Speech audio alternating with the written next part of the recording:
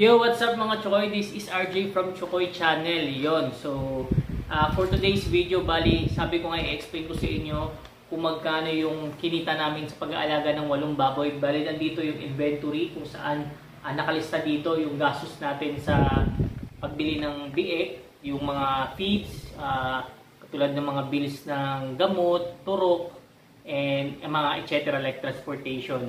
Bali yung hindi kasama dito yung water and electricity, bali sa nag-aalaga na po yun.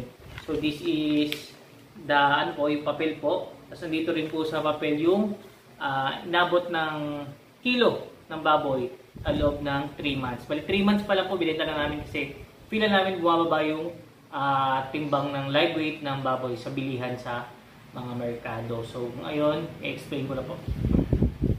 So yun, mabilisan lang po. Bali, bumili kami ng 8 buwek nung April 1. Bali, nagkakahalaga ng 7,500 yung buwek kada isa. Bali, nakatawad kami. Naging 7,400 kada isa. So, ang naging kapital namin sa buwek is parang nasa 59,750. Kasama po yung agent fee kasi hindi kami nakahanap ng buwek. Bali, may nakapagsabi na sa amin. So, dito ang lakaran 50 pesos per buwek or 100 pesos per buwek.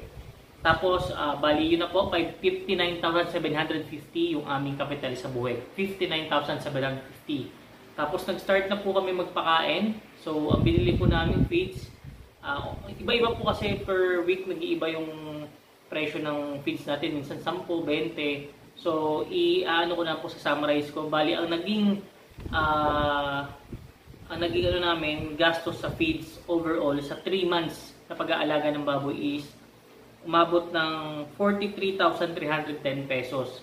So nakaubos po yung baboy namin ng almost 26 sacks lang. Pero dapat po kasi 4 sacks per pig po yung uubusin ng baboy para maka-reach po tayo na 90 kilos to 100 up na timbang ng baboy. So overall, gumastos tayo ng 103, kung kita sa camera, 103,000 sa feeds at tsaka sa baboy. Tapos yung other expense po natin, mga medicine and transportation, almost nasa 4,500 po.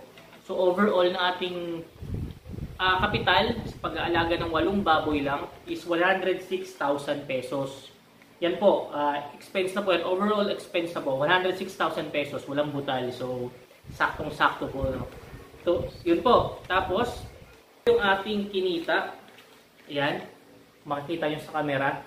Bale, ang unang baboy natin is tumimbang na 90 kilos. Yung number 2 na baboy, 82, 86, 70, 80, 82, 91. Bale, overall naman, nasa 80 up yung mga baboy natin. Bale, dalawa lang yung nasa 90 plus na kilos. Meron tayong isang hulog, 70 kilos yun kasi yung bansot eh. So, hindi natin maiiwasan yung pag bumibili tayo ng buwek.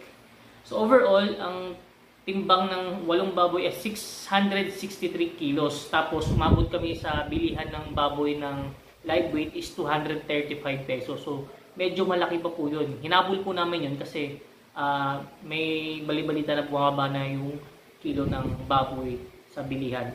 663 kilos overall weight ng 8 baboy times 235. Ayan. Total tayo ng 155,805 pesos.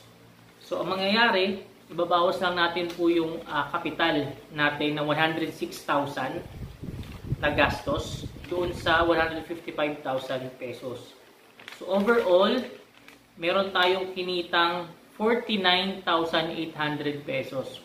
49,805 pesos in 3 months, kumita po tayo sa pag-aalaga ng 8 baboy. Ganun lang po kasimple. Ibabawas nyo lang po yung kapital nyo, overall na kapital and expense, doon sa kinita. Tapos yun na po, lalabas na po yung pinaka-profit natin. So hopefully mayroon kayo natutunan. If meron pa po kayong questions, please comment below. Thank you so much and God bless po. Happy farming!